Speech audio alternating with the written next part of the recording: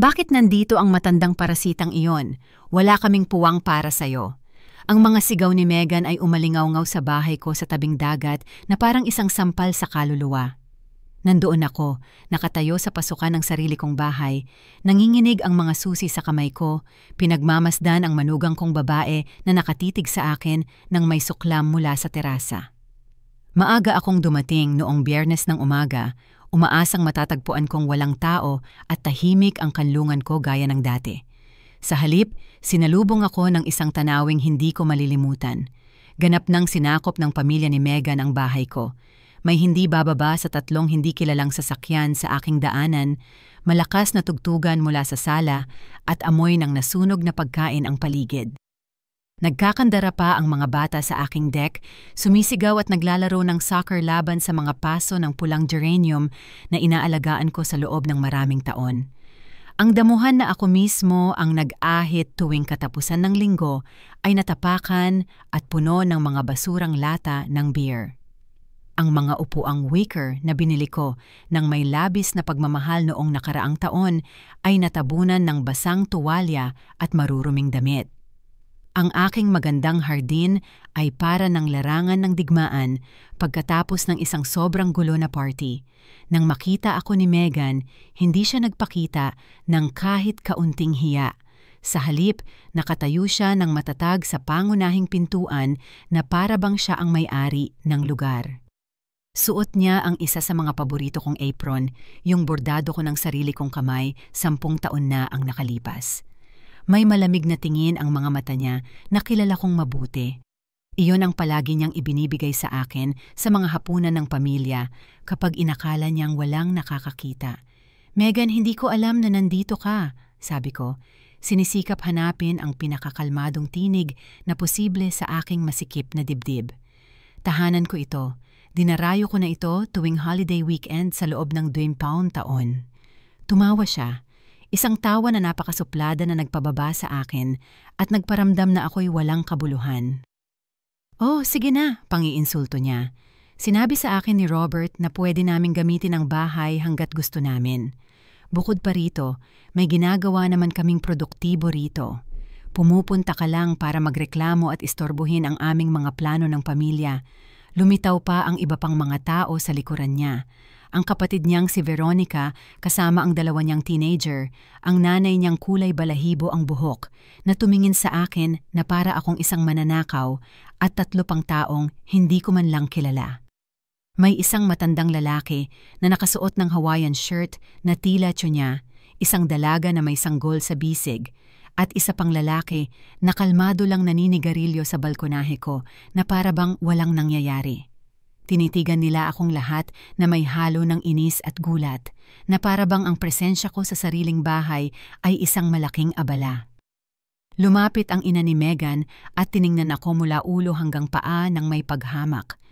"Ito ba ang sikat mong biyenan na palagi mong pinag-uusapan?" Tanong niya sa anak niya nang may pang-uuyam.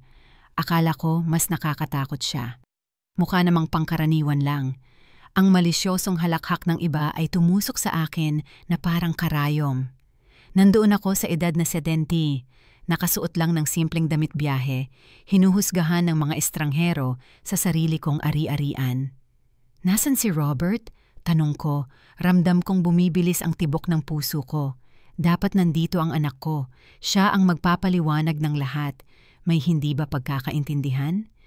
"Nagtatrabaho si Robert gaya ng dati," sagot ni Megan na nakataas ang mga braso. "Hindi tulad mo, may tunay siyang mga responsibilidad. Tingnan mo, Eleanor, wala nang puwang para sa'yo rito. Puno na ang lahat ng silid. Ginagamit ang kusina para magluto ng pagkain para sa buong pamilya at sa totoo lang, ang presensya mo ay magdudulot lang ng hindi kailangang tensyon." Napatigil ako. Sa sandaling iyon, pakiramdam ko ay tumigil ang mundo. Tinataboy niya talaga ako sa sarili kong bahay. Ang bahay na itinayo ko ng ladrilyo sa ladrilyo matapos akong maging byuda. Ang bahay na pinagtrabahuhan ko araw at gabi sa loob ng maraming taon bilang mananahi para mabayaran. Bukod pa rito, ipinagpatuloy ni Megan na may nakalalasong ngiti. Nakausap ko na si Robert at napagkasunduan naming kailangan pang gamitin ng mas madalas ang bahay na ito. Walang saysay na nakatengga lang ito halos buong panahon habang komportable kang nakatira sa lungsod. May mga anak tayo na nangangailangan ng espasyo para lumaki. Tila batong tumama sa akin ang mga salita. 20 taon kong itinayo ang bahay na ito matapos pumanaw ang asawa ko. 20 taon kong binayaran bawat sentimo ng mortgage gamit ang perang kinita ko sa paggupit at pananahi ng damit para sa pamilya ng ibang tao. 20 taon ng pag-aalaga sa bawat detalye, bawat halaman, bawat sulok ng lugar na ito na naging personal kong santuwaryo, ang tanging kanlungan ko mula sa mundo. Pag-aari ko ang bahay na ito, Megan. Ang tanging nasabi ko, kahit na mas mahina kaysa sa gusto kong marinig ang boses ko, nasa akin ang mga dokumento. Ako ang nagbabayad ng lahat ng bayarin. Ako... Tama na! Ang putol niya, na lalo pang tumas ang boses. Palagi na lang iyan. Paano raw pag-aari mo? Paano mo raw binabayaran? Si Robert ang anak mo, hindi ba? Ang sayo ay sa kanya rin at ang sa kanya ay sa akin din. Ganyan ang takbo ng mga normal na pamilya.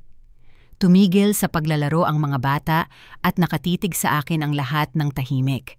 Nararamdaman ko ang titig nila sa akin, hinuhusgahan ako, hinihintay ang aking reaksyon. Ang kahihiyan ay nagpasiklab sa pisngi ko na parang apoy, ngunit may isang bagay sa loob ko na tumangging bumigay. Tumanggi itong ibigay sa kanila ang palabas na hinihintay nila. Lumapit ang isa sa mga teenager na mukhang pamangkin ni Megan at tiningnan ako ng may kawalang galang. Bakit hindi ka nalang pumunta sa hotel? Tama ang tiyak ko, wala nang puwang para sa iba rito. Ayos lang, mahal. Sa wakas kong sabi ng may ngiting nagmula sa aking kaluluwa, pero alam kong hindi ito umabot sa aking mga mata. Naiintindihan ko ng lubos ang sitwasyon. Ngumiti si Megan ng may tagumpay, naniniwalang siya ang nanalo. Mukhang nasisiyahan ng iba na para bang nasaksihan nila ang isang makatarungang tagumpay. Wala silang ideya kung ano ang kakalabas pa lang nila. Habang papalayo ako sa sariling bahay ng mabagal at marangal na mga hakbang, bumalik ang isip ko ng 20 taon sa nakaraan. Noong ang lupang ito ay wala nang iba kundi isang bakanting lote na puno ng damo at mga pangarap. 50 na akong taong gulang noon. Kakatapos ko lang maging byuda at si Robert ay halos 25 taong gulang pa lamang. Tayo lang dalawa ang humaharap sa mundo noon at ginawa ko ang pinakamahalagang desisyon sa buhay ko, magtayo ng kanlungan para sa aming pamilya. Naalala ko ang umagang iyon ng Agosto nang dumating ako sa lote na may dalang sapatos pang trabaho at aklat ng ipon ko. Naipon ko ang bawat dolyar sa pamamagitan ng pagtatrabaho bilang mananahi. Tumatanggap ng mga order mula alas 4 ng umaga hanggang alas 11 ng gabi. Mga bestidang pangkasal, uniforme sa paaralan, pag-aayos ng damit, mga kurtina para sa bahay ng iba.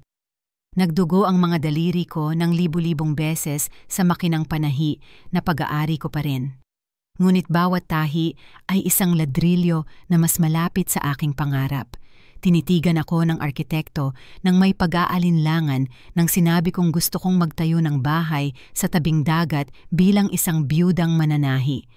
Mrs. Crawford, aabot ito ng hindi bababa sa $45,000, sabi niya habang tinitingnan ang kanyang mga papeles.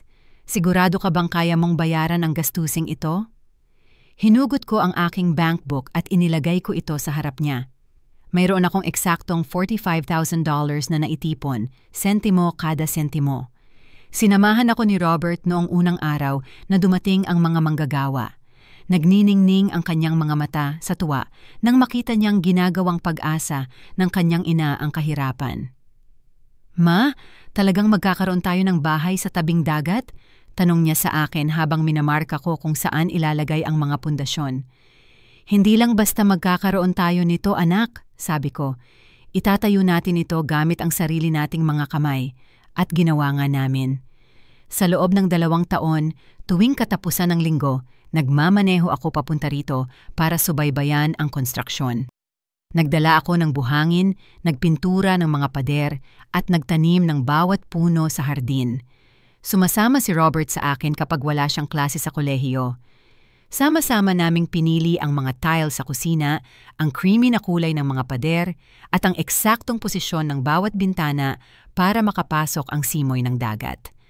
Nang sa wakas ay matapos namin ang bahay, niyakap ako ni Robert sa deck at sinabi, "Ma, ikaw ang pinakamatatag na babaeng kilala ko." Balang araw kapag nagkaroon na ako ng pamilya, ikukwento ko sa kanila kung paano itinayo ng nanay ko ang paraisong ito sa pamamagitan ng dalisay na pagmamahal at pagsusumikap. Paano nga ba napayagan ng batang iyon ang kanyang asawa na hamakin ako sa lugar na itinayo ko ng may napakaraming sakripisyo? Hindi lang mga pader at bubong ang bahay. Simbolo ito ng aking kalayaan matapos akong maging byuda. Patunay ito na kaya ng isang babae na magtagumpay ng mag-isa nang hindi umaasa sa iba. Ito ang aking kanlungan ng maging mabigat na mabigat ang mundo. Ang aking lugar para alalahanin kung sino si Eleanor Crawford bago lang ako naging nanay ni Robert. Bawat bagay sa bahay na iyon ay may kwento. Binuksan ko ang lamesa sa kainan gamit ang dagdag na perang kinita ko sa paggawa ng mga bestidang kiniyera ng 3 buwang tuloy-tuloy.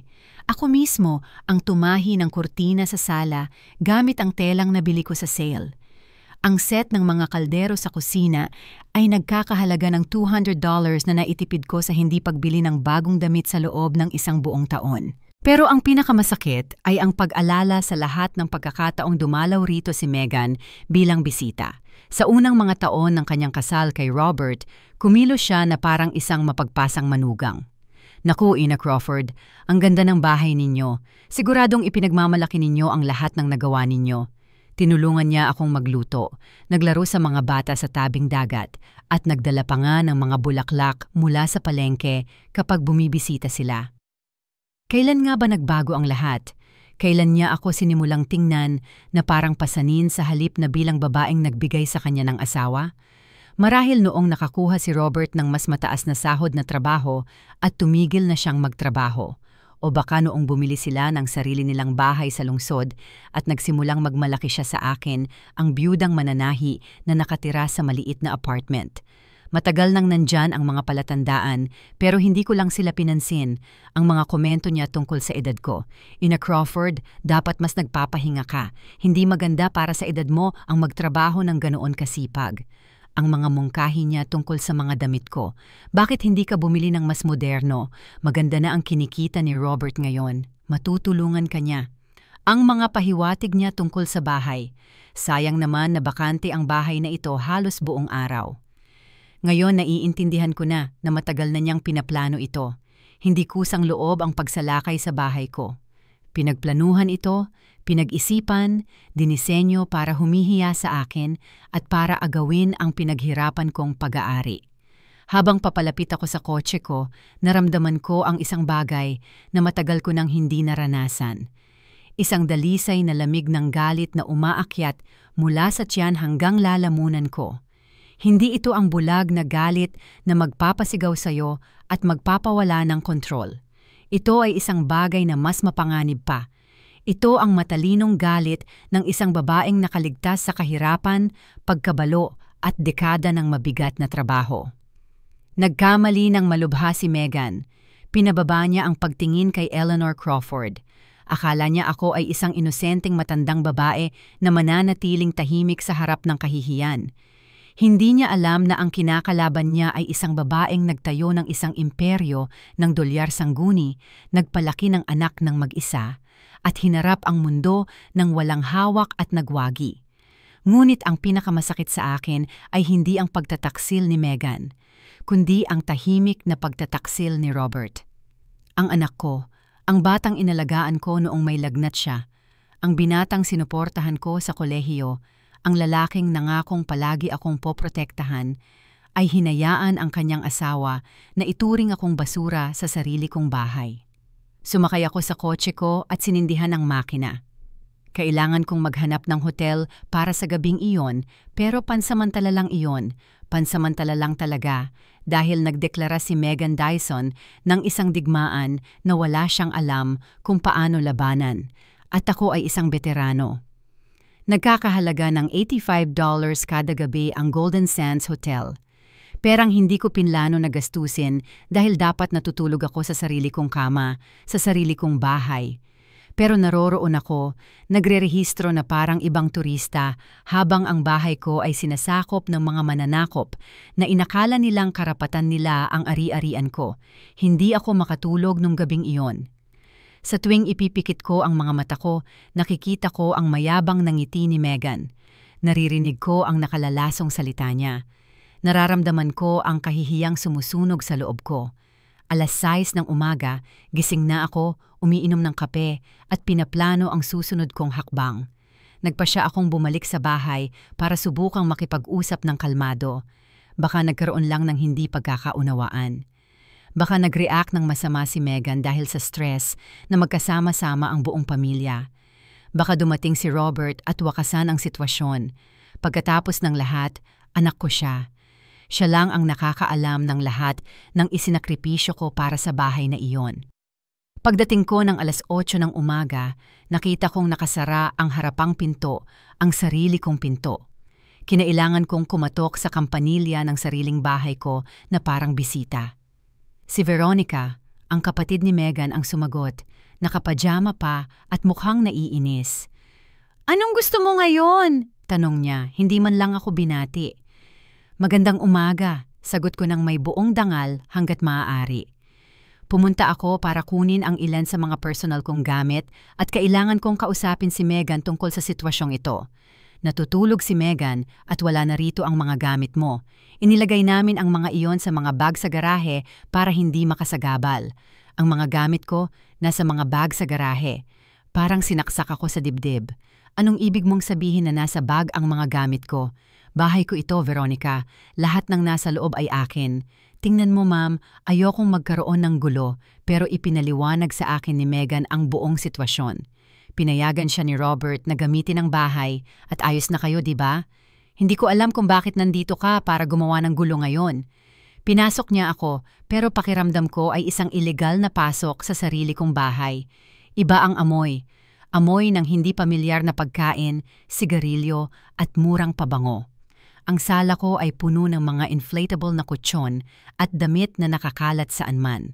Ang mga muebles na pinili ko ng may labis na pagmamahal ay may mantsa at magulo. Nang pumasok ako sa kusina, muntik nang huminto ang puso ko. Ang magandang kusina ko, yung dinisenyo ko habang iniisip ang lahat ng pagtitipon ng pamilya na ihahanda ko roon, ay tuluyan ng nasira. May natupok na mantika sa kalan. Ang lababo ay puno ng maruruming pinggan na mabaho na at ginamit pa nila ang pinakamagagandang kaserola ko para magluto ng pagkain na nag-iwan ng permanenteng mantsa sa ilalim. Nasaan ang mga porselanang plato ko? Tanong ko, nanginginig ang boses. Ay, may nabasag sa mga iyon.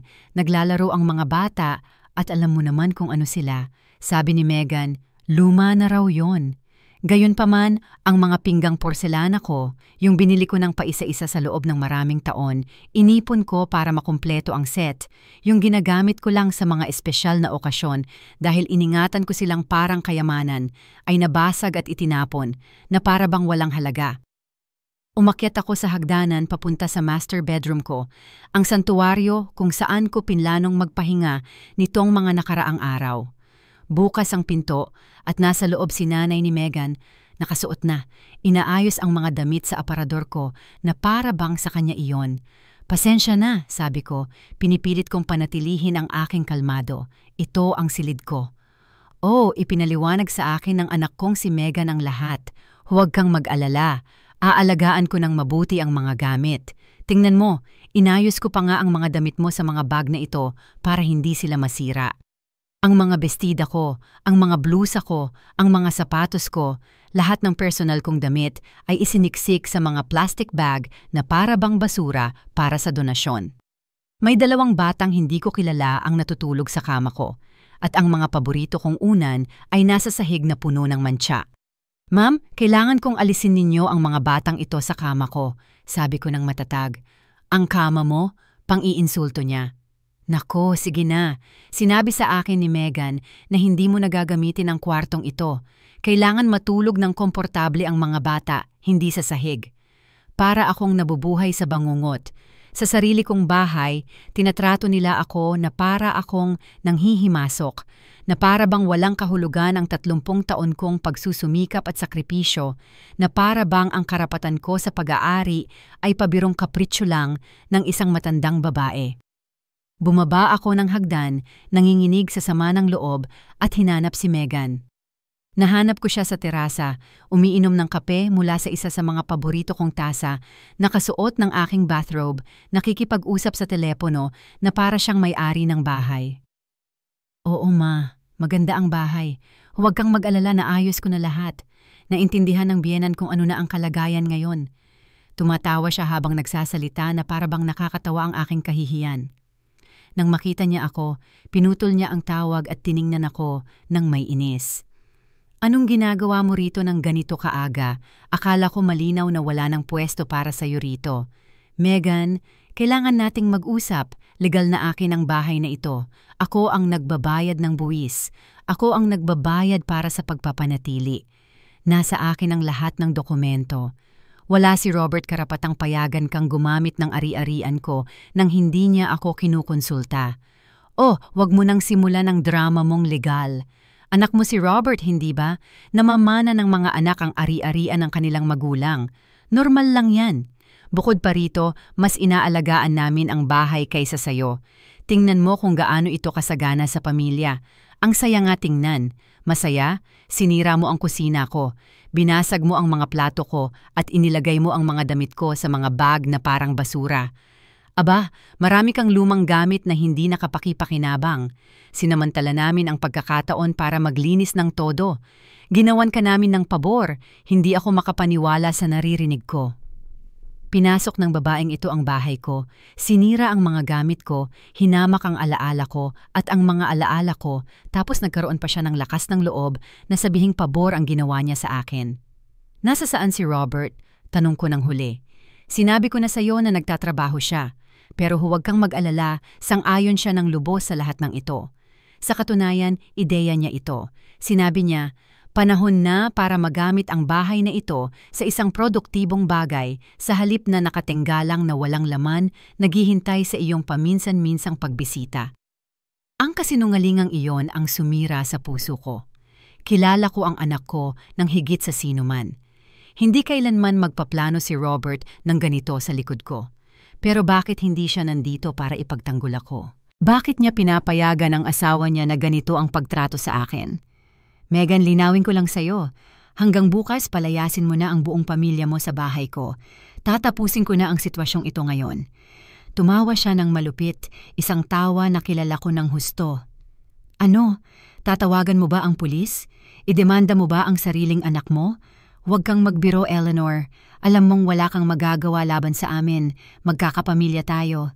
Sa sandaling iyon, alam kong tama siya sa isang bagay. Magkakapamilya nga kami. Pero nakalimutan niya ang isang pangunahing tuntunin ng tunay na pamilya. Hindi inaatake ng mga lobo ang kanilang kawan at kakainin niya lang ang pinakamatanda at pinakamatalinong lobo sa lahat. Ngumiti ako at tumalikod para umalis. Tama ka, Megan. Magkakapamilya nga tayo at malalaman mo rin kung ano talaga ang ibig sabihin noon. Noong hapon ding iyon, bumalik ako sa bahay na may dahilan. Nakalimutan kong kunin ang ilang mahahalagang gamot mula sa kabinet ng banyo ko. Pinapasok ako ni Megan nang may pag-aalinlangan pero hindi siya sumama. Sobrang abala siya sa pag-oorganisa ng barbecue sa deck ko kasama ang buong pamilya niya.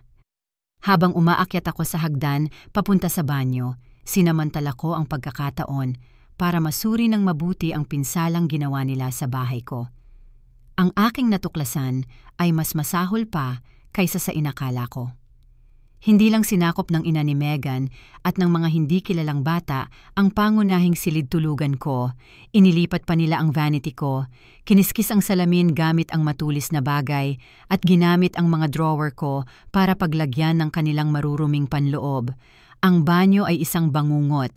Ang puting bathtub kong porselana na pinagawa kong ipa-install ng espesyal dahil pinangarap kong maligo ng nakaka-relax pagkatapos ng mahabang araw ng trabaho ay nabahiran ng itim na hair dye.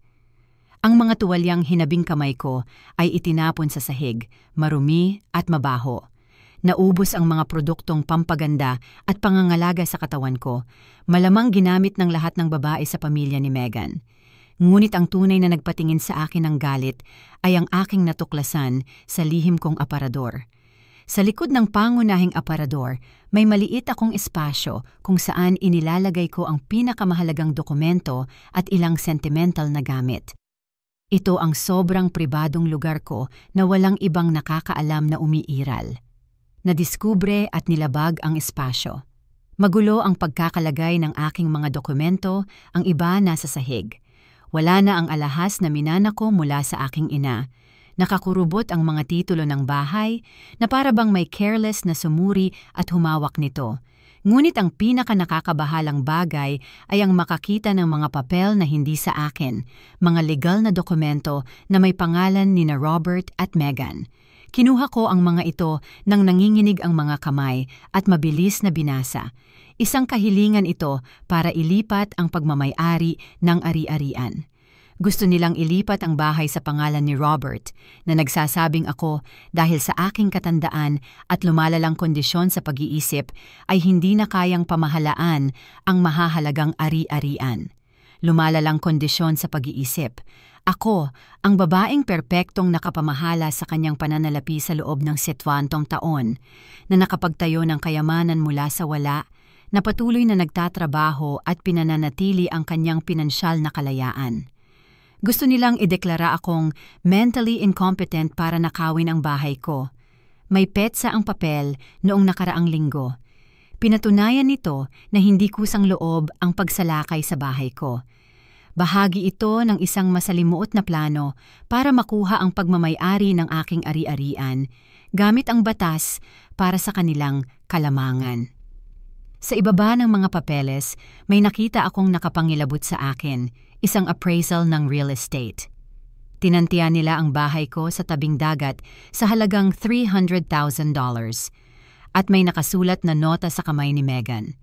Sa perang ito, makakabili tayo ng mas malaking apartment at mapapasok ang mga bata sa pribadong paaralan. Kailangan na lang nating pirmahan ni R ang mga papeles at huwag magdulot ng gulo ang matandang babae. Ang matandang babae, ganyan nila akong tinatawag. Ang matandang babaeng hindi dapat magdulot ng gulo habang hinihiwa-hiwalay nila sa akin ang lahat ng aking pinaghirapan sa buhay. Inilagay ko ang lahat ng dokumento sa bag ko. Ito ang ebidensyang kailangan ko para lubos na maunawaan ang sitwasyon. Hindi lang ito pagsalakay sa pamilya. Ito ay isang planadong pagnanakaw, isang masalimuot na panlilinlang para agawin sa akin ang pinaghirapan ko sa buhay gamit ang sarili kong dugo bilang kasabwat. Lumabas ako ng aparador at nagtungo sa bintana ng aking silid tulugan. Mula doon, nakita ko ang terasa kung saan nagdiriwang ang buong pamilya ni Megan. May malakas silang tugtugan, nag-iihaw ng karne sa bagong barbecue ko at ginagamit ang aking set ng pinggan sa labas. Nagkakandara pa ang mga bata sa hardin ko, sumisigaw at naglalaro ng walang nagbabantay, tinatapakan ang mga bulaklak na itinanim ko ng may labis na pagmamahal. Ngunit ang pinakamasakit sa akin ay makita si Veronica, ang kapatid ni Megan, na kumukuha ng selfie sa iba't ibang sulok ng bahay ko, nagpo-post na para bang ito na ang kanyang bagong pag-aari. Sa isang larawan, nakaupo siya sa paborito kong duyan. Sa isa pa, nasa kusina siya na naghahain ng inumin na para bang siya ang hostess. Ini-upload niya ang mga ito sa social media niya na may mga komento tulad ng bakasyon ng pamilya sa bagong bahay namin sa tabing dagat at pinagpala kami ng paraisong ito, ang bagong bahay namin, hindi na nga ito bahay ng pamilya. Kinuha ko ng litrato ang lahat gamit ang cellphone ko, ang kalat, ang pinsala, ang mga mantsa, ang mga kalat-kalat na damit. Kung ito ay magiging isang legal na labanan, kailangan ko ng ebidensya kung paano nila tinrato ang pag-aari ko. Nang bumaba ako ng hagdan, narinig ko si Megan na nasa telepono na naman. Sa pagkakataong ito, hindi na niya pinagsikapan pang pababain ang boses niya nang makita niya ako. "Hindi ma, huwag kang mag-alala." Sabi ng abogado, madali lang daw. Dahil si Robert lang ang anak, maaari niyang maangkin ng maaga ang mana dahil sa kawalan ng kakayahan ng kanyang ina. At kapag napasok na ang bahay sa pangalan niya, pwede na naming gawin ang gusto namin dito. Maagang mana dahil sa kawalan ng kakayahan. Gusto nilang ideklara akong hindi ganap sa pag-iisip para nakawin ang mana ko habang buhay pa ako. Oo, naipadala na namin ang peking medikal na papeles. Binayaran namin ang doktor sa murang klinika ng $50 para pumirma sa ulat na nagsasabing may senile dementia siya. Ayaw ni Robert noong una, pero ipinaliwanag ko sa kanya na ito ay para sa ikabubuti ng mga bata. Peking medikal na papeles, isang tiwaling doktor, isang inimbentong ulat ng senile dementia. Kumbinsido ang sariling anak ko na para sa ikabubuti ng mga bata ang pagkuha ng ari-arian ko. Nagpatuloy ang usapan pero hindi ko na nakinig. Nabubuwag ang mundo ko, hindi lang dahil sa pagtataksil, kundi dahil sa kasalimuotan ng panlilinlang. Pinlano nila ang bawat detalye, bawat kasinungalingan, bawat peking dokumento na kailangan para legal akong mapanlooban. Umalis ako ng bahay nang hindi nagpaalam. Walang naiiwan pang pag-uusapan sa babaeng iyon. Nawalan ng kahulugan ang mga salita. Hindi na ito basta pagtatalo sa pamilya na malulutas sa pamamagitan ng pag-uusap at mabubuting loob. Digmaan na ito at pinutok na nila ang unang putok gamit ang pinakamaruming sandata. Mga kasinungalingan, peking dokumento, korupsyon sa medisina at ang manipulasyon sa sarili kong anak. Ngunit nagkamali sila ng husto, pinababa nila ang kanilang kalaban. Akala nila si Eleanor Crawford ay isang matandang walang magawa na susuko sa unang banta ng batas. Hindi nila alam na ang kalaban nila ay isang babaeng itinayo ang lahat ng mayroon sila mula sa wala. Isang babaeng alam ang tunay na halaga ng pera, ng matapat na paggawa at ng tunay na katarungan. Ngayon, ako naman ang magpaplano. Lunes ng umaga, dumating na rin sa wakas si Robert. Dumating siya sa bahay sakay ng bago niyang kotse, yung Toyota na binili niya gamit ang perang nakuha niya sa promosyon noong nakaraang taon.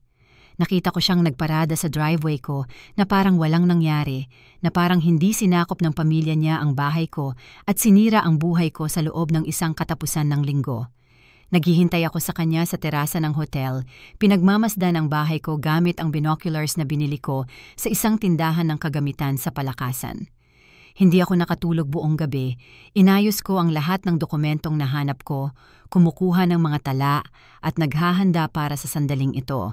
Alam kong darating din si Robert, kailangan niyang dumating, hindi maisa sa katuparan ang plano nila nang wala ang kanyang personal na pirma. Nakita ko siyang bumati kay Megan ng halik sa pisngi, niyakap ang ilang mga batang tumatakbo sa hardin at kumilos na parabang ganap na normal ito, na parabang hindi nahiya at pinalayas ang kanyang ina mula sa sariling bahay, na parabang hindi siya kasabwat sa isang masalimuot na panlilinlang para nakawin ang pag-aari ko. Naghintay ako ng 20 minuto bago lumakad patungo sa bahay. Kailangan kong maging komportable siya, na maniwala siyang siya ang may kontrol sa sitwasyon. Nang pinindot ko ang doorbell, siya ang nagbukas ng pinto. "Ma," sabi niya na may pilit na ngiti na ginagamit niya kapag alam niyang may nagawa siyang mali. Iyon ding ngiti na ginagamit niya noong bata pa siya at nahuli ko siyang nagsisinungaling tungkol sa kanyang mga grado. "Kamusta ka?" Sinabi ni Megan na dumalaw ka raw nung weekend. Sinabi ni Megan sa'yo? Inulit ko ng mabagal, tinatantiya ang bawat salita. "Yun lang ba ang sinabi niya sa'yo, Robert?" "Oo naman. Sabi niya may maliit na hindi pagkakaunawaan pero ayos na raw lahat. Akala ko napag-usapan na natin ito dati. Ano nga ba talaga ang napag-usapan natin?" Naging nerbiyoso si Robert. Nagsimulang maglaro ng susi ng kotse niya gaya ng dati kapag nagsisinungaling siya tungkol sa paggamit ng bahay. "Alam mo, bihira ka lang pumunta rito, Ma. At kailangan ng pamilya ni Megan ng lugar para magsama-sama tuwing bakasyon." "Ah, ganun ba? At napag-usapan ba rin natin na ideklara akong mentally incompetent?" Nanlaki ang mata niya at pumutlang-putla ang muka. "Ano? Anong pinag-uusapan mo?" Kinuha ko ang mga dokumento mula sa bag ko at inilagay ko sa harap niya. "Ito ang pinag-uusapan ko, Robert, paghiling ng paglilipat ng pag-aari dahil sa mental na kakulangan ng may-ari. Pamilyar ba iyan sa iyo?" Nanginig ang mga kamay niya nang kunin niya ang mga papeles. Sa isang sandali, Nakita ko ang tunay kong anak, ang batang natakot na inalagaan ko mag-isa sa loob ng maraming taon. Ngunit tumagal lamang iyon ng ilang segundo bago lumitaw si Megan sa likod niya. "Anong nangyayari rito?" tanong niya gamit ang kontroladong tinig na palagi niyang ginagamit. "Robert, akala ko na pag-usapan na natin na wala nang dapat pag-usapan." Megan, nahanap niya ang mga papeles. "Anong papeles?" tanong niya, nagkunwaring inosente. "Robert, nalilito na naman ang nanay mo. Alam mo naman kung ano ang ginagawa niya kapag na-stress siya." "Hindi ako nalilito, Megan, at hindi rin ako baliw, gaya ng sinasabi ng peking medical report na binayaran mo ng $50. Tuluyang bumagsak ang maskara na puno ng purong puot ang kanyang mga mata. "Nagtataksil ka sa aming pribadong pag-uusap. Ipinadepensa ko lang ang bahay ko sa mga mananakop at magnanakaw." "Mga magnanakaw?" Sigaw niya. "Hindi kami mga magnanakaw. Anak mo si Robert. May karapatan siya sa pag-aari na ito. May karapatan si Robert na magmana kapag namatay na ako, hindi para magnakaw sa akin habang buhay pa ako." "Oh, sige na. Matanda ka na, Eleanor. Ilang taon ka pa ba mabubuhay? Bakit hindi mo na lang kami hayaang gumawa ng kapaki-pakinabang sa bahay na ito, sa halip na nakatingga itong walang laman, hinihintay ang paminsan-minsan mong pagbisita?" Naging nakabingi ang katahimikan na sumunod. Nakayuko si Robert na parang batang pinagalitan. Lumabas na ng bahay sina nanay ni Megan at Veronica at nakikinig mula sa terasa. Tumigil sa paglalaro ang mga bata at nakatingin sa amin ng may pagkamausisa. "Talaga bang sinabi mong magmadali nang mamatay ang nanay ko para makuha mo ang bahay niya?" Sa wakas ay tumaas ang boses ni Robert. "Hindi ko sinabi yan. Ipinandepensa ni Megan ang sarili. Sinabi ko lang na hindi na niya kailangan ng ganoong karaming ari-arian sa edad niya. Sino ka para magpasya kung ano ang kailangan ko o hindi? Direkta kong tinanong siya. Akala mo sino ka para pasukin ang bahay ko, sirain ang mga gamit ko, magnakaw ng alahas ko, at planuhin na agawin sa akin ang pinaghirapan ko sa buhay gamit ang pekeng dokumento? Hindi kami nagnanakaw ng kahit ano. Hindi.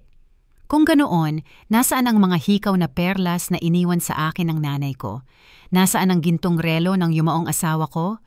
Nasaan ang mga pilak na barya na iningatan ko sa lihim kong aparador?"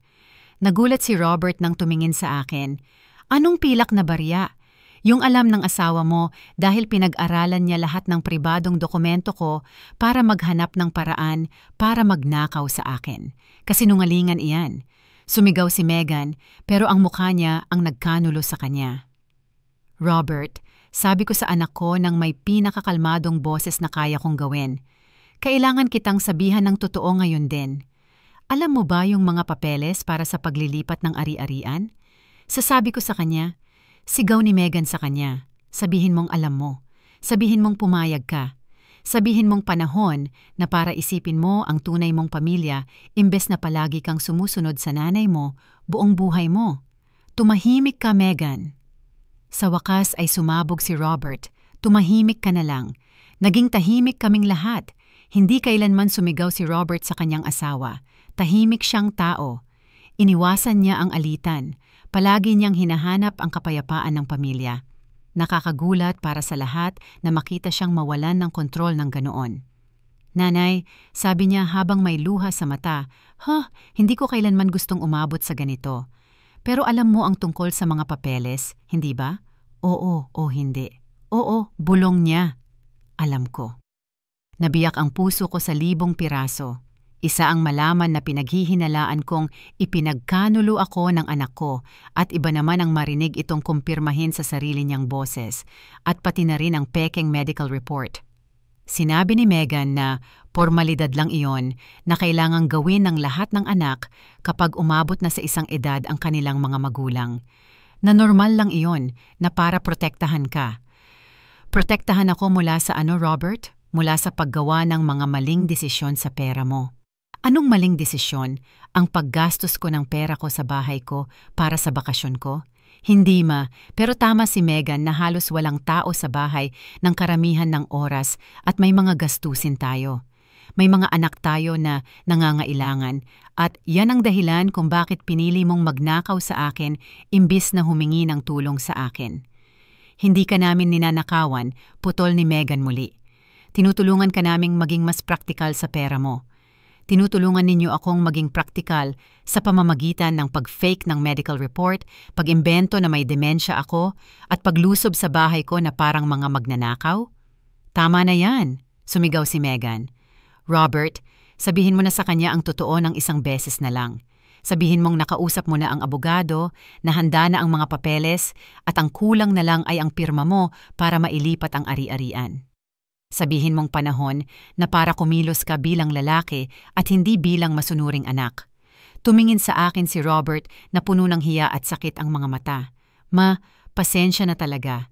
Humihiling ka ng tawad at sabay nito, kakunin mo ang bahay ko. Hindi ito pagnanakaw. Ito ay pagtitiyak sa hinaharap ng mga anak ko sa pamamagitan ng pagsira sa kasalukuyan ng iyong ina. Hindi siya sumagot. Nakatayo lang siya roon, nahahati sa pagitan ng kanyang asawa na pinipilit siyang pirmahan ang aking hatol sa pinansyal na kamatayan at ng kanyang ina na nakatingin sa kanya ng may masakit na puso. Okay lang Robert, sa wakas ay sabi ko. Naiintindihan ko.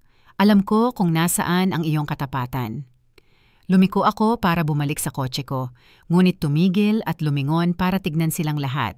Isang bagay pa lang. Akala ninyo si Eleanor Crawford ay isang walang depensang matandang babae na susuko ng walang laban. Mali kayo. Labanan ko ang kahirapan at nanalo ako. Labanan ko ang pagiging byuda at nanalo ako. Itinayo ko ang pag-aari na ito ladrilyo sa ladrilyo noong wala ka pa sa buhay ko. At ngayon, lalaban ako sa iyo at mananalo rin ako rito. Nawala ang matagumpay na ngiti sa mukha ni Megan. Sa unang pagkakataon, nakita ko ang takot sa kanyang mga mata. Anong abogado? Tanong niya nang nanginginig ang boses. Wala kang pera para sa mga legal na laban. Ngumiti ako. Sino ang nagsabi sa iyo na wala akong pera, mahal? Lumabas ako ng bahay ng buo ang dangal ko, ngunit may pusong wasak. Pinili na ni Robert ang kanyang desisyon. Pinili niya ang madaling pera kaysa sa babaeng nagpalaki, nag-aral at umibig sa kanya ng walang kondisyon sa loob ng 45 taon. Pinili niya ang manipuladong sigaw ng kanyang asawa kaysa sa tahimik na tinig ng kanyang konsensya. Ngunit kung inakala nilang mananatili akong nakatago sa isang sulok at umiiyak, lubos silang nagkamali. Diretso akong nagmaneho papunta sa bangko. Kailangan kong tingnan ng eksakto kung magkano ang perang magagamit ko para sa digmaang ito. Sa nakaraang 20 taon, patuloy akong nag-ipon ng masigasig kahit na naibayad ko na ang bahay. Bawat buwan, nag-iipon ako ng $300 mula sa aking pensyon at sa kita ng aking pananahi. Natutunan ko mula pagkabata na ang ipinong pera ay kapangyarihan, ito ay seguridad, ito ay kalayaan. Kilala ako ng manager ng bangko, si Alex Peterson, sa loob ng 9 taon. Siya ay isang seryoso at profesional na tao na palaging nirerespeto ang aking disiplina sa pananalapi. Eleanor, paano ko kayo matutulungan ngayon? Kailangan ko ang eksaktong balanse ng lahat ng aking mga account at kailangan kong pag-usapan ang isang maselang usaping legal. Nang ipakita niya sa akin ang mga numero sa screen, ngumiti ako sa unang pagkakataon sa loob ng ilang araw. Mayroon akong $87,000 na ipon, $23,000 sa mga sertipiko ng deposito, at $12,000 sa aking checking account, kabuo ang $122,000. Nagkamali ng pagkalkula si Megan. Akala niya mahirap akong matandang babae na umaasa lamang sa kaunting pensyon. Hindi niya alam na si Eleanor Crawford ay isang masipag na tiya sa buong buhay niya na nagtitipid sa bawat sentimo para protektahan ang sarili mula sa ganitong uri ng sitwasyon. Ginoong Peterson, kailangan kong i-freeze ang anumang pagtatangka ng ikatlong partido na ma-access ang aking mga account at kailangan ko ng opisyal na liham mula sa bangko na nagpapatunay ng aking kakayahang pangkaisipan na pamahalaan ang aking pananalapi. Siyempre, Eleanor, may problema ba? Sinisikap ng pamilya kong ideklara akong hindi buong hugot ang isip para makuha ang mga ari-arian ko.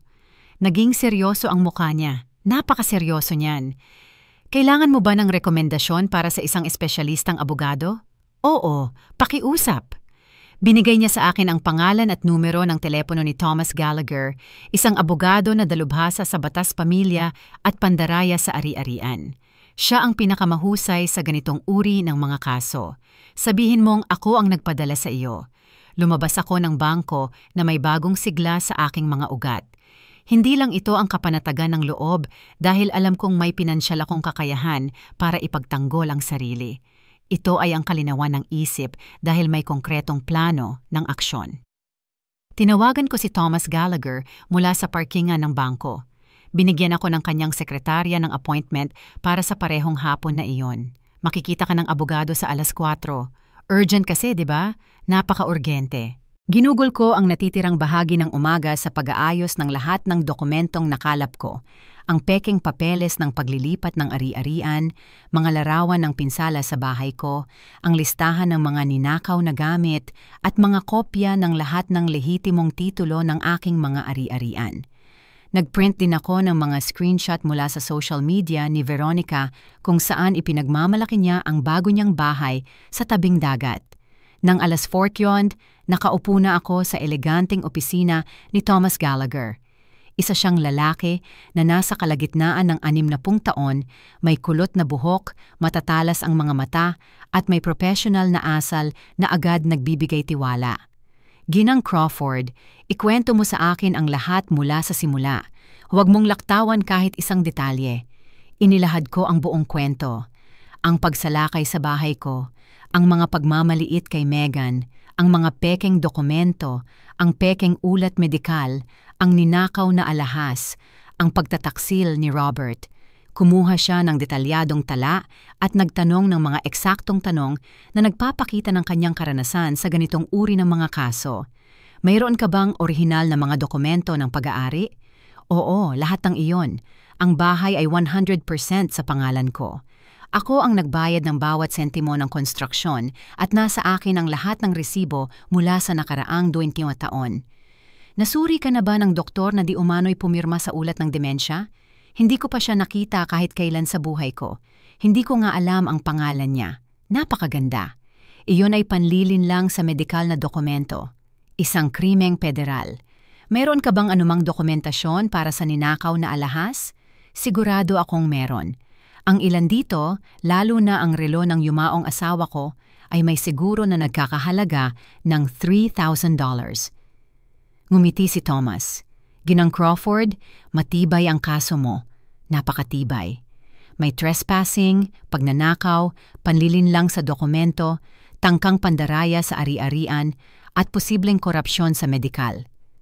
Malaking problema ang pinasok ng pamilya mo. Ano ang magagawa natin? Ilang bagay. Una, bukas ay magsasampa tayo ng kaso ng pagpapalayas dahil sa ilegal na pagsakop. Pangalawa, iuulat natin sa pulisya ang pagnanakaw ng iyong alahas. Pangatlo, iuulat natin sa medical board at sa tanggapan ng district attorney ang pag-falsify ng mga medical na dokumento. At pang-apat, hihingi tayo ng restraining order para pigilan silang patuloy na mandaya gamit ang iyong pangalan. Gaano katagal ang lahat ng iyon? Maaring maging agarang ang pagpapalayas kung makakita ang hukom ng malinaw na ebidensya ng ilegal na pagsakop. Sa mga kasong tulad nito, kung saan ang mga ilegal na naninirahan ay walang legal na karapatan sa ari-arian, mabilis kumilos ang batas. Magkano ang magiging gastos? Ang bayad ko ay $5,000 para sa buong proseso. Kaya mo bang bayaran yon? Kaya kong bayaran yon ngayon kung gusto mo. Lalong lumapad ang kanyang ngiti. Gusto kong makatrabaho ang mga kliyenteng seryoso sa kanilang legal na depensa.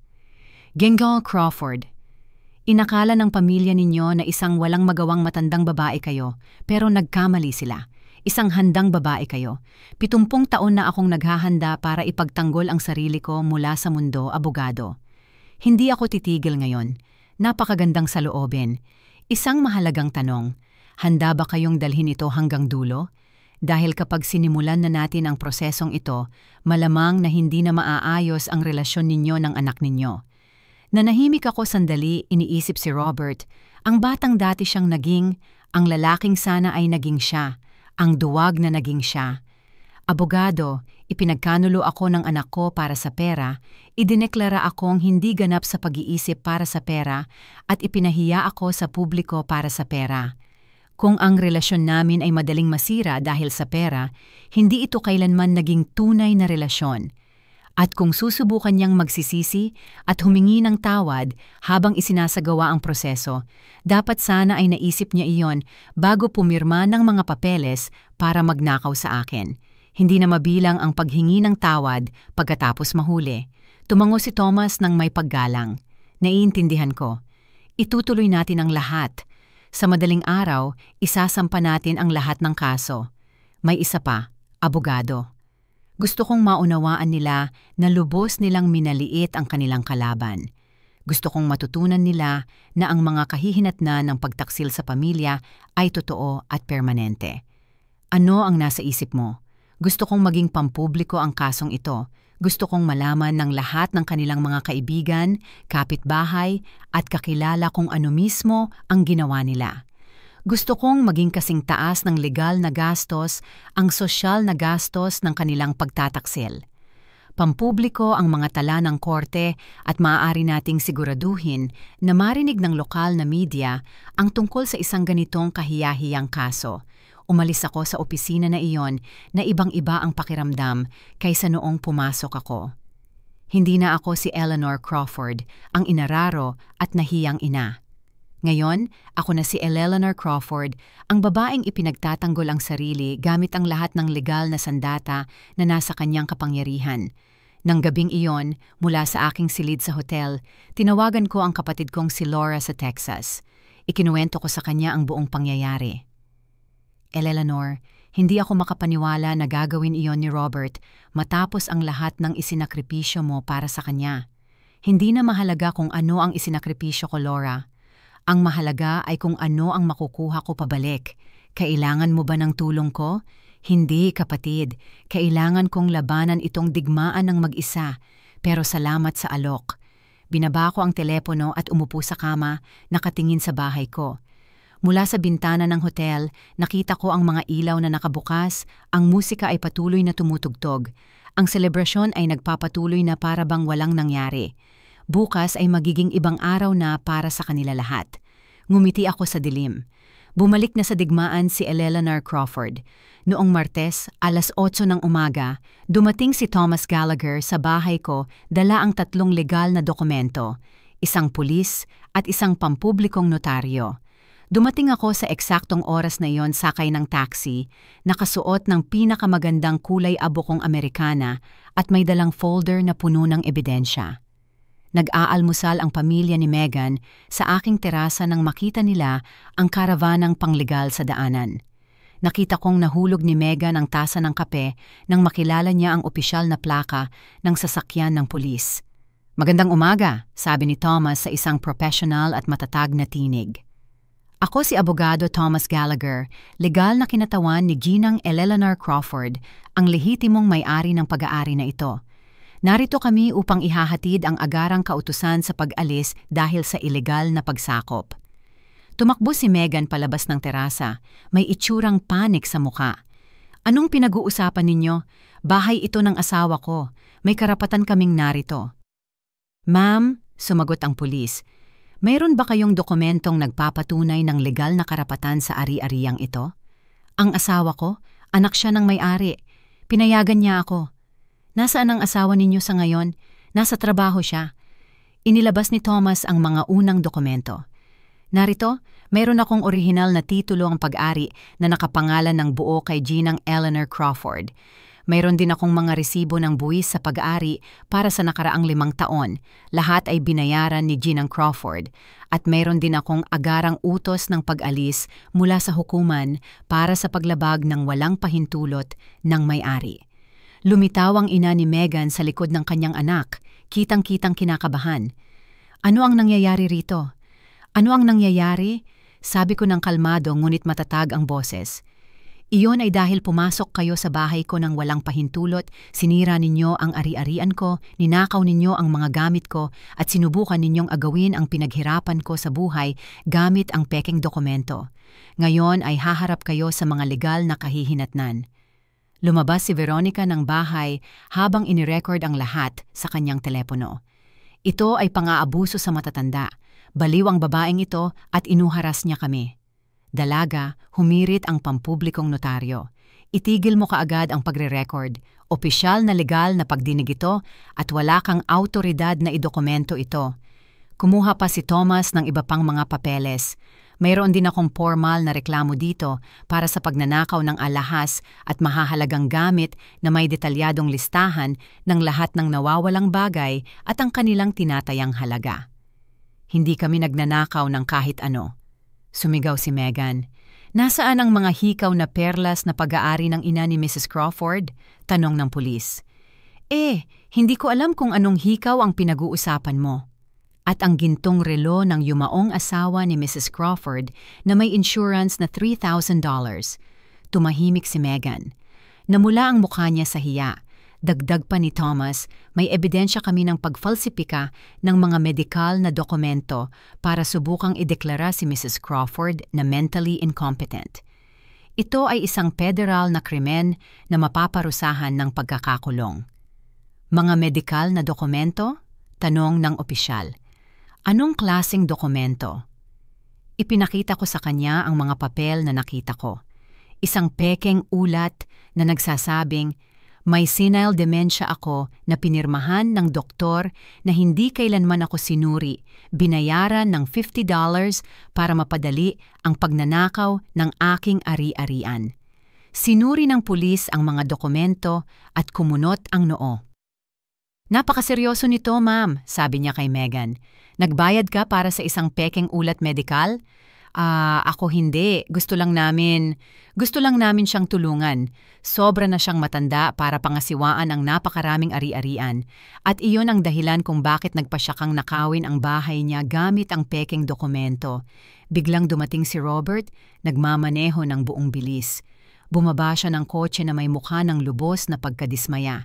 Tiyak na may nagsabi sa kanya tungkol sa pagdating ng pulis. Anong nangyayari rito? Tanong niya halos hindi makahinga. Legal na pinalalayas ang asawa mo at ang pamilya niya sa ari-arian ng nanay mo dahil sa ilegal na pagpasok, paliwanag ni Thomas sa kanya.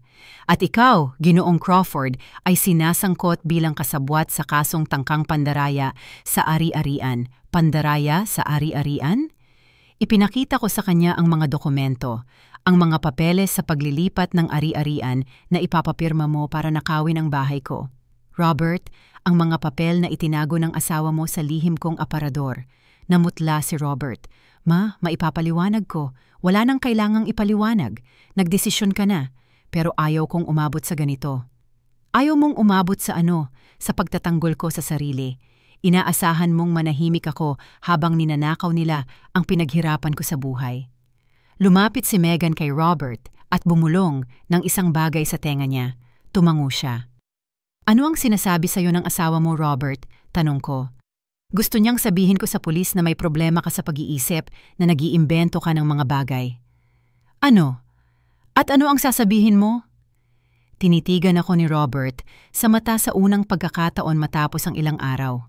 Nakita ko ang batang natatakot na dati niyang sarili, pero nakita ko rin ang duwag na lalaking naging siya. Hindi ko alam ang sasabihin ko, ma. Kung ganoon, huwag kang magsabi ng kahit ano. Inilabas ni Thomas ang huling mga dokumento.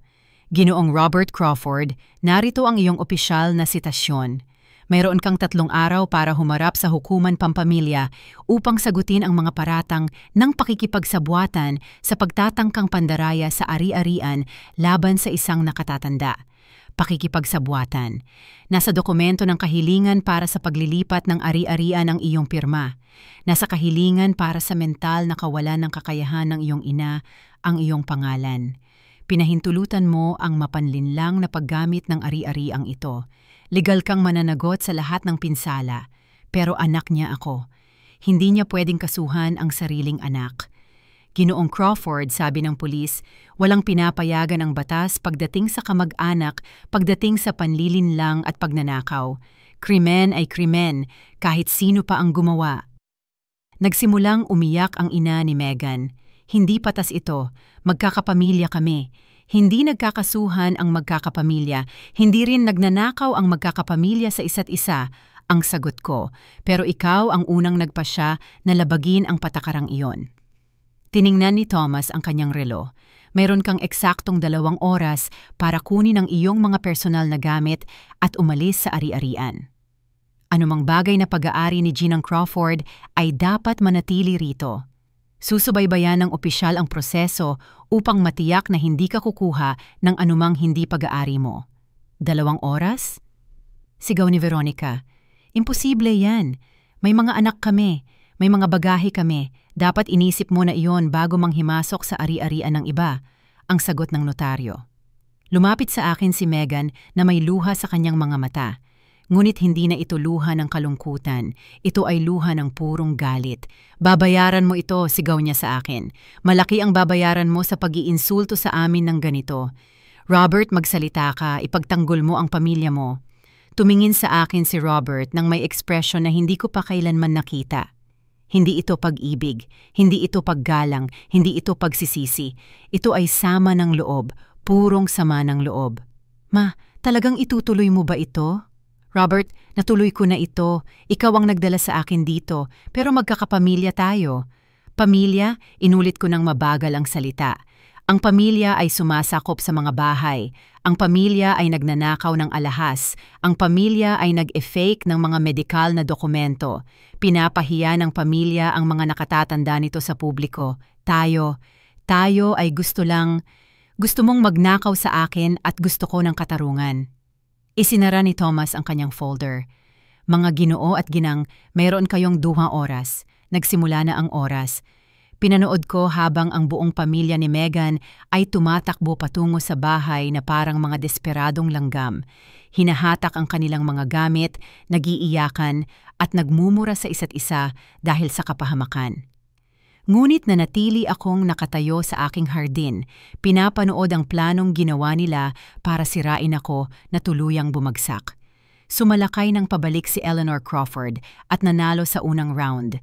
Ang 2 pinakamahabang oras sa buhay ko ay lumipas na parang pelikulang drama ng pamilya na mabilis ang takbo. Mula sa deck ng bahay kong naibalik, pinanood ko kung paano tuluyang bumagsak ang pagsalakay na maingat nilang pinlano. Ang ina ni Megan ang unang sumuko. Pagkatapos ng kalahating oras ng pag-iyak at pagsigaw, umupo siya sa hagdan at tumangging tumulong sa pag-iimpake. Ikaw ang may kasalanan nito, Megan. Sigaw niya sa anak. Sinabi mong ayos na lahat. Sinabi mong tinanggap na ng matandang babae ang lahat. Ma, tumahimik ka at tulungan mo akong mag-impake, sagot ni Megan. Desperadong isiksik ang mga damit sa mga plastic na bag. Nagtanim siya ng bitag sa atin. Nagkunwari siyang walang magawang matandang babae at lumalabas na may mga abogado at nakatipong pera pala siya. Inirecord ni Veronica sa kanyang telepono ang buong pangyayari. Ngunit ngayon, hindi ito mga video ng pagdiriwang ng bago niyang bahay sa tabing dagat. Mga video ito ng pampublikong kahihiyan ng isang pamilyang legal na pinapaalis bilang mga trespasser.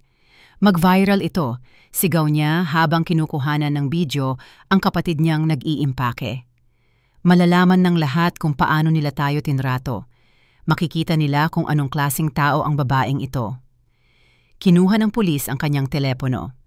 Ma'am, nawarningan na namin kayo tungkol sa pagre-record nang walang pahintulot habang may legal na proseso. Kung ipagpapatuloy ninyo ito, arestuhin kayo sa pag-o-obstruct sa katarungan. Tumakbo-takbo sa bahay ang mga bata habang umiiyak at sumisigaw. Hindi nila maintindihan kung bakit kailangan nilang umalis sa paraisong pinaglalaruan nila. Lumapit sa akin ang isa sa kanila, isang batang lalaki na mga 8 taong gulang. Ma'am, bakit ninyo kami pinapalayas? Wala naman kaming ginawang mali. Bahagyang nabasag ang puso ko. Inosente ang mga bata sa lahat ng ito. Ginamit sila bilang piyon sa plano ng kanilang mga magulang. Hindi ko kayo tinataboy dahil may nagawa kayong mali, paliwanag ko sa malumanay na tinig. Hinihiling ko na kayong umalis dahil ito ay bahay ko at pumunta rito ang pamilya ninyo nang hindi humihingi ng permiso sa akin. Pero sabi ni nanay, sa atin na raw ito ngayon, mali ang nanay mo. Narinig ni Megan ang usapan at lumapit ng galit na galit. Huwag mong kausapin ang mga anak ko. Wala kang karapatang lalo silang guluhin. Hindi ko sila ginuguluhan. Ikaw ang nagpagulo sa kanila nang dinala mo sila sa bahay na hindi naman sayo. Akin ang bahay na ito. Anak niya si Robert, namamana ng mga anak sa kanilang magulang. Namamana ang mga anak kapag namatay na ang kanilang magulang, hindi kapag buhay pa at malusog. Matanda ka na. Anong kailangan mo ng napakaraming ari-arian sa edad mong yan?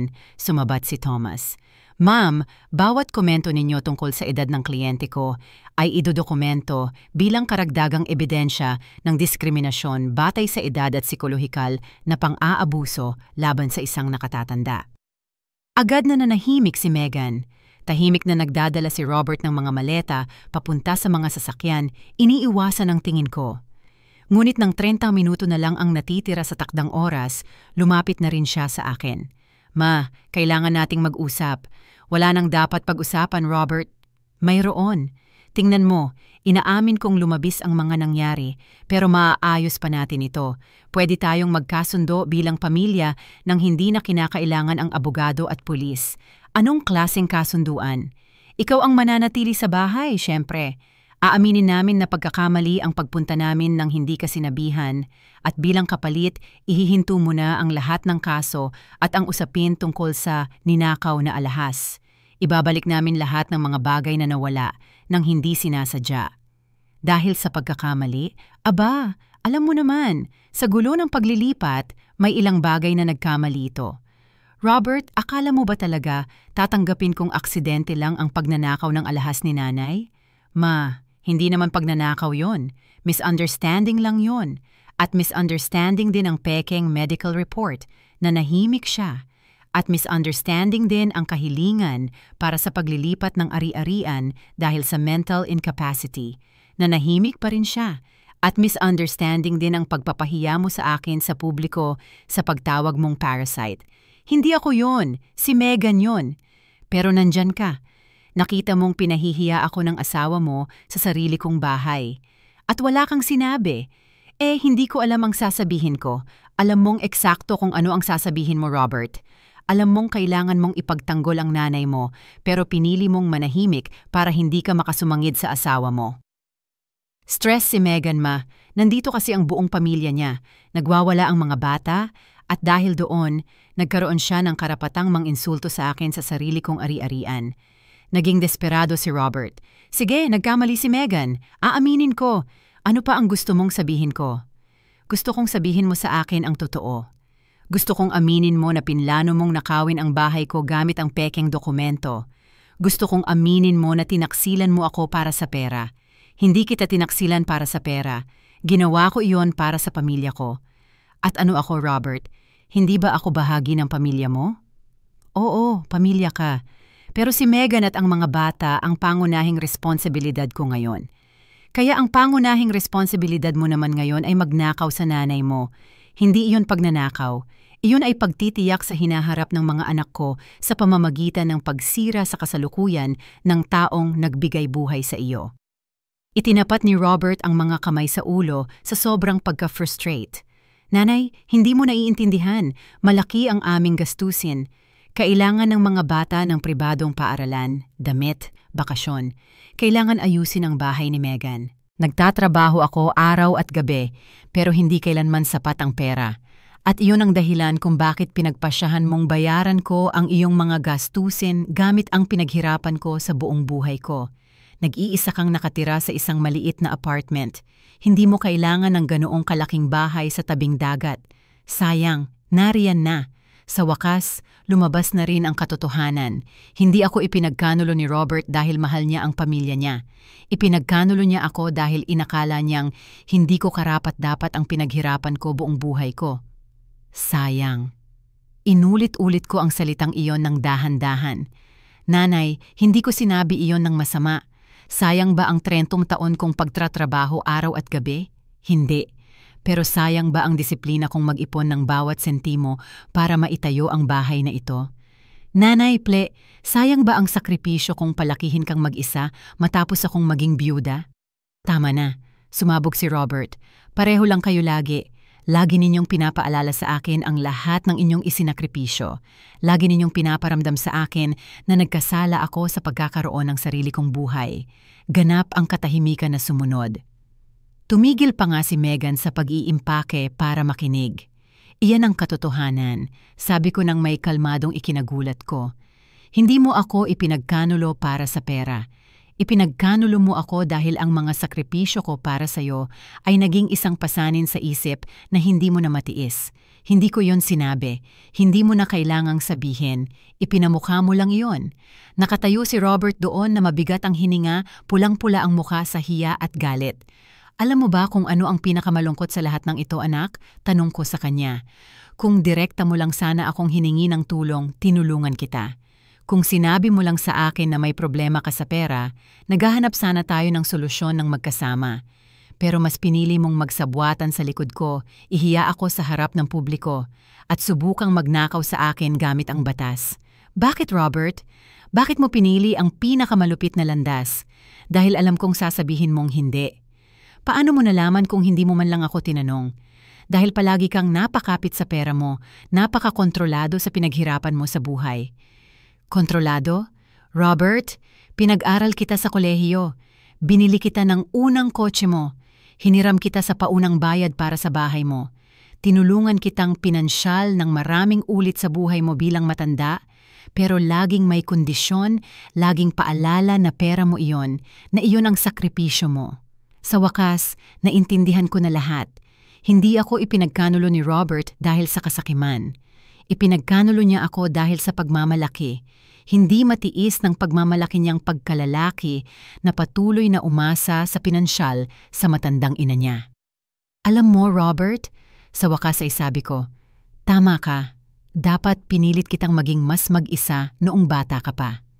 Dapat hinayaan kitang lutasin ang sarili mong mga problema sa halip na laging ikaw ang inililigtas, pero huli na para baguhin ang nakaraan. At ngayon ay magkakaroon ka ng pagkakataong maging ganap na mag-isa dahil mula ngayon, ikaw na ang bahala sa lahat ng problema mong pinansyal nang hindi na ako tutulong. Tiningnan ni Thomas ang kanyang relo. Mga kaibigan, may 10 minuto na lang kayo. Magulo ang huling pagsisiksikan. Si Megan ay sumisigaw ng mga utos, umiiyak ang mga bata, si Robert ay nagdadala ng huling mga maleta na mukhang lubos na talo. Nang sa wakas ay nakasakay na silang lahat sa kanilang mga sasakyan, ibinaba ni Megan ang bintana at sumigaw ng huling banta sa akin. Hindi pa ito tapos, ikaw na mapait na matandang babae. Mag-aapela kami, patutunayan naming na baliw ka. Sige, gawin mo. Ang kalmado kong sagot. Aantabayanan ka ng abogado ko. Umalis na ang mga sasakyan, nag-iwan ng alikabok sa aking daanan. Si Robert ang huling umalis. Tinitigan niya ako sa salamin sa likod, pero tumalikod na ako. Lumapit si Thomas. Kamusta ka, Mrs. Crawford? Pagod, ang tapat kong sagot.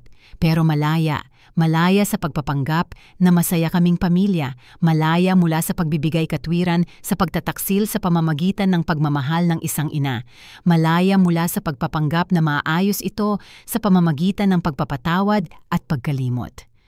Nagpaalam ang pulis, natapos ng notaryo ang kanyang mga dokumento. Ibinigay sa akin ni Thomas ang mga susi ng sarili kong bahay. Ginang Crawford, opisyal nang nabawi ang iyong bahay. Umakyat ako sa hagdan ng aking terasa at umupo sa paborito kong silya. Sa unang pagkakataon sa loob ng 1 linggo, mag-isa ako sa sarili kong bahay, ngunit ang huling yugto ng dula na ito ay hindi pa nangyayari. 1 linggo matapos ang pagpapalayas, nabawi ng aking bahay bakasyunan sa tabing dagat ang orihinal nitong anyo. Kumuha ako ng propesyonal na serbisyo sa paglilinis sa halagang $700 upang burahin ang lahat ng bakas ng pagsalakay. Naalis na ang mga kakaibang amoy, nawala na ang mga mantsa at nasa tamang lugar na muli ang aking mga kasangkapan. Ngunit ang tunay na katarungan ay nagsisimula pa lamang. Tinawagan ako ni Thomas noong Biyernes na may balitang nagpangiti sa akin sa unang pagkakataon sa loob ng 1 linggo. Ginang Crawford, may ilang mahahalagang update ako. Ang doktor na pumirma sa pekeng ulat ng demensya ay sinuspinde ng medical board. Ibinunyag ng investigasyon na pumirma siya sa hindi bababa sa 12 katulad na ulat kapalit ng pera at ng mga legal na kahihinatnan para kina Robert at Megan. Iyan ang pinakamagandang bahagi. Nagpasya ang piskal na magsampa ng kasong kriminal para sa panlilinlang sa ari-arian at pagsasabwatan. Hindi na ito basta-basta usaping sibil. Isang kasong kriminal na ito ngayon. Ano nga ba ang ibig sabihin noon? Ibig sabihin, maaari silang makulong kung mapatunayang nagkasala. At nangangahulugan din iyon na napakalaki ng lahat ng bayad sa abogado na kinailangan nilang bayaran. Nang araw ding iyon, nakatanggap ako ng hindi inaasahang tawag. Si Veronica iyon, ang kapatid ni Megan na umiiyak sa telepono. "Elaner, pakiusap, kailangan nating mag-usap." Desperado si Megan. Gumastos na si Robert ng mahigit $15,000 para sa mga abogado at hindi pa nga natatapos ang mga legal na proseso. At anong kinalaman ko roon? Gusto naming humingi ng tawad. Gusto naming ayusin ang mga bagay. Gusto ninyong ayusin ang mga bagay o kailangan ninyong ipahinto ko ang mga kaso dahil nauubusan na kayo ng pera? Ma'am, pakiusap. May mga anak si Megan na kailangang suportahan. Maaaring mawalan ng trabaho si Robert kung lalabas ito sa opisina niya. Dapat inisip niya ang mga anak niya bago magplano na magnakaw sa akin. At dapat inisip ni Robert ang trabaho niya bago magpeke ng mga medical na dokumento. Pero nakuha mo na pabalik ang bahay mo. Nanalo ka na. Bakit ka papatuloy na nagpaparusang sa amin? Dahil ang pagbawi ng bahay ko ay hindi nito binubura ang kahihiyan. Hindi nito ibinabalik ang ninakaw na alahas. Hindi nito inaalis ang pinsalang psikolohikal ng pagtataksil ng sariling anak ko. Pwede naming ibalik ang alahas. Nasa bahay ng nanay ko iyon. Ang alahas na nawala ninyo ng hindi sinasadya? Ang alahas na aksidenteng nakuha ninyo nang magulo ang paglilipat? Ma'am, pakiusap. Veronica, sabihan mo ang kapatid mo na kung gusto niyang kausapin ako, maaari siyang personal na pumunta rito at dalhin ang lahat ng ninakaw na alahas. Binaba ko ang telepono na may kakaibang samut na kasiyahan at kalungkutan. Ang kasiyahan ay dahil sa pagmasdan kong bumabagsak ang planong ginawa nila para sirain ako. Ang kalungkutan naman ay dahil alam kong marahil ay tuluyan nang tapos ang relasyon namin ni Robert. Pagkalipas ng 2 araw, dumating si Megan sa pintuan ko. Nag-isa siyang dumating, walang kasamang si Robert. May hawak na bag at namamaga ang mga mata dahil sa pag-iyak. "Eleanor, dumating ako para isauli ang mga gamit mo at para humingi ng tawad." Pumasok siya. Umupo siya sa sala ko na parang batang pinagalitan, inilagay ang bag sa mesa at sinimulang isa-isang ilabas ang mga alahas ko. Narito ang hikaw na perlas, narito ang gintong relo, narito ang pilak na barya, at narito ang kwintas na kinuha ko rin, ibig kong sabihin, kinuha rin namin sa kamalian. Sa kamalian. Ma'am, ang totoo, kinuha ko sila pero hindi para magnakaw, para ibenta sila. Kailangan namin agad ang pera. Marami kaming utang. Natalo si Robert ng pera sa ilang maling pamumuhunan noong nakaraang taon. Nahuhuli kami sa bayad ng mortgage. Napuno na ang credit card namin at kailangan mag-aral ng mga bata. At iyon ang dahilan kung bakit mo ako ninakawan. Hindi iyon pagnanakaw. Pahiwatig iyon para humingi ng tulong sa iyo sa pamamagitan ng pagpasok sa bahay ko at pagpapahiya sa akin sa publiko. Nagsimulang umiyak si Megan. "Eleanor, inaamin kong nagkamali ako, malaking pagkakamali. Pero desperado ako nang sabihin sa akin ni Robert na mayroon kang napakagandang bahay na halos hindi mo naman ginagamit. Akala ko baka inakala mong kaya mo itong kunin sa akin nang hindi nagtatanong. Hindi ko kailanman gustong kunin ito sa iyo. Gusto ko lang itong gamitin habang wala ka rito. At nang makita namin kung gaano kamahal ang magpanatili ng 2 bahay, naisip namin na baka mas mabuting gawing opisyal na kay Robert ang bahay para maiwasan ang mga problemang legal sa hinaharap. Mga problemang legal, Megan. Ikaw ang naglikha ng mga problemang legal sa pamamagitan ng pagfalsipika ng mga medikal na dokumento. Iyon ang ideya ng murang abogadong kinonsulta namin. Sinabi niya sa amin na iyon ang pinakamabilis na paraan para mailipat ang pag-aari sa pagitan ng pamilya. Inirekomenda ng isang abogado na magmanipula ka. Sinabi niya na hindi raw ito pandaraya kung sa loob ng malapit na pamilya. Nanahimik ako sandali, pinroseso ko ang antas ng kamangmangan at kawalang malay na ipinakita nila.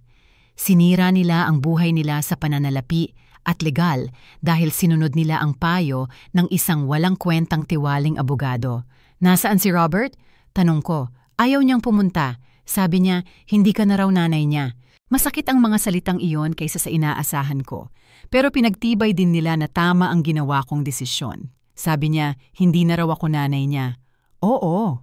Sabi niya, hindi magsasampa ng kaso ang isang tunay na ina laban sa sariling anak, na pinili mo ang pera kaysa sa pamilya.